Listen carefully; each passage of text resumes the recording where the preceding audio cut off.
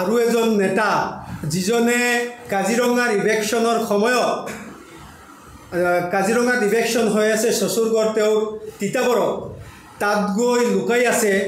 তাত ফোন কৰাৰ পিছতো বাৰম্বাৰ অহা নাই আৰু তেওঁৰ পত্নীয়ে মই কথাটো ক'ব বিচৰা নাছিলোঁ আজি তেওঁৰ যি ডাঙৰ ডাঙৰ লেকচাৰ লাখ লাখ সংখ্যালঘুক ৰাজপথত ওলাই লৈ আহিব আন্দোলন কৰিব এই যিখিনি কথা মই কথাৰ কাৰণে এই কথাখিনি ক'ব বাধ্য হ'লোঁ তেওঁৰ মিছেজে ফোন কৰি বাধ্য হৈছে তেওঁ তেতিয়াৰ সাধাৰণ সম্পাদক যে এনেকুৱা এজন ব্যক্তিক আপোনালোকে সংগঠনৰ সাধাৰণ সম্পাদক দি ৰাখিছে তেওঁ লুকাই ইয়াত আহিছে তেওঁ কক মোৰ মেখেলা আৰু চুৰি পিন্ধি তেওঁ ঘৰত বহাৰ কাৰণে মই তাত যাওঁ তেওঁ আহি পোৱা নাই সেই ঠাইত অখিল গগৈ ডাঙৰীয়া আছিল আৰু মই আছিলোঁ তাত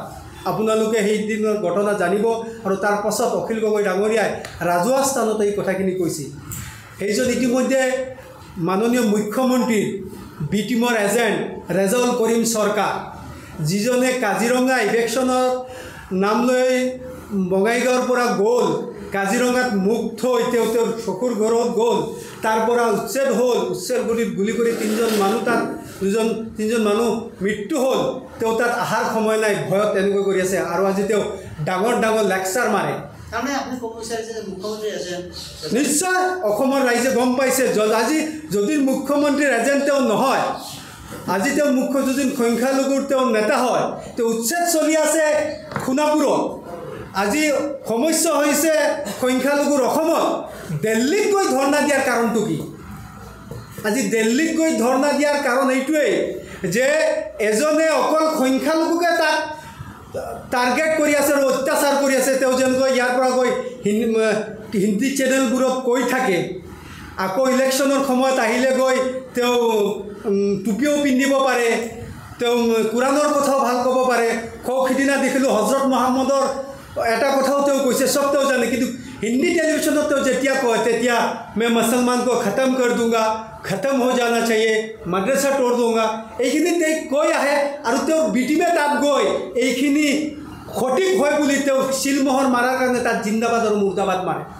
আজি অসমৰ সমস্যা অসমত তেওঁ আন্দোলন কৰাৰ কথা তেওঁ দিল্লীত গৈ কিয় আন্দোলন কৰিছে দিল্লীত যোৱাৰ সময়ত এই টকাখিনি ক'ৰ পৰা পাইছে ক'ৰ পৰা তেওঁ প্ৰতীক সম্পত্তি নেকি তেওঁ কি কৰে আজি ৰাজহুৱাভাৱে তেওঁ প্ৰেছ মিট যোগে মই আহ্বান জনাইছোঁ তেওঁ প্ৰত্যাহ্বান জনাইছোঁ তেওঁৰ খত কাগজে যদি দিল্লীত যোৱাৰ নামত কিমান টকা খৰচ হৈছে ক'ৰ পৰা পইচা কালেকশ্যন কৰক যে তেওঁ ৰাজহুৱা কৰক আমি গম পোৱা মতে চৰ্ট মতে তেওঁ এইখন চৰকাৰৰ এজন মন্ত্ৰীৰ পৰা টকা লৈ গৈ এই চৰকাৰৰ বিৰুদ্ধে তাত তেওঁ আন্দোলন কৰি আছে কোনজন মন্ত্ৰী আপোনালোক ভাৰতবৰ্ষৰ চতুৰ্থ সম্পাদক আপোনাৰ আমাতকৈ চ'ৰ্চ বেছি আছে আপোনালোকে এইখিনি ওলাওক লাহে লাহে কথাখিনি ওলাব আমি ওলাই আছোঁ কথাখিনি আমি যেতিয়া তথ্য আকাৰে ক'ব আমাৰ তাত এটা খবৰ আহিছে এজন মন্ত্ৰীৰ পৰা তেওঁলোকে টকাখিনি লৈছে সেইনে তেওঁ ৰাজহুৱাকৈ কওক তেওঁ প্ৰেছ মিটৰ জৰিয়তে কওক আজি যদি দিল্লীত যোৱাৰ নামত ফ্লাইটত আৰু থকা এজনৰ যদি 30,000 খৰচা হয় যদি 200 ষ্টুডেণ্ট তাৰ পাছত 60 লাখ টকা এই 60 লাখ টকা কাৰ তেওঁলোকৰ পৈতৃক সম্পত্তি নেকি হয়তো কোনোবা মন্ত্ৰীৰ পইচা নহ'লে আমাৰ সংখ্যালঘু ঠেলাৱালা ৰিক্সাৱালা এওঁলোকৰ পৰা গৈ তেওঁলোকে চান্দা কালেকশ্যন কৰি তেওঁলোকৰ বিলাসিতা জীৱন তাত পাৰ কৰিব গৈছে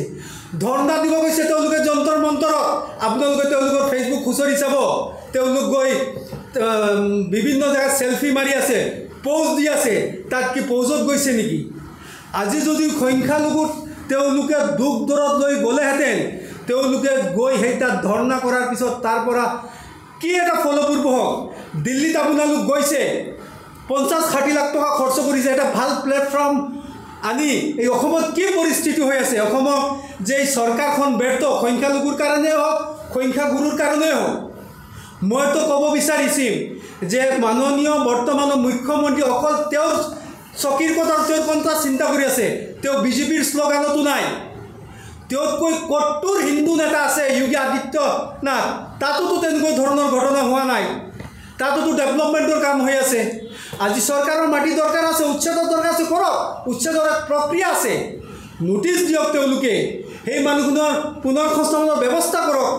তাৰ পাছত উচ্ছেদ কৰক চৰকাৰৰ মাটিৰ প্ৰয়োজন আছে আমাৰ ক'বলগীয়া নাই কিন্তু উচ্ছেদিতসকলক পুনৰ সংস্থাপন নকৰি উচ্ছেদ আকৌ কেইদিনমান পিছত তেওঁলোকক ক্ষতিপূৰণ এইবোৰ কি নাটক